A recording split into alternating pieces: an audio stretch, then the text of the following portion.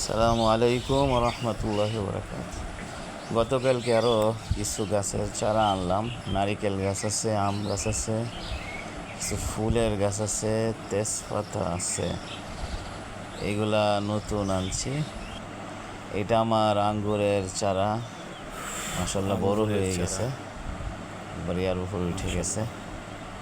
এটা আগেই আনছিলাম, ছোটো আনছিলাম, বড় হয়ে গেছে।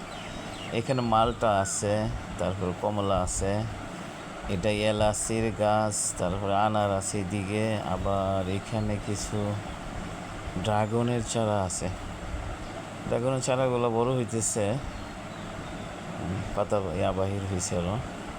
কিন্তু মরিচের গাছ আছে কিছু, এখানে মরিচও আসছে, মরিচ আর থাকতেই আছে।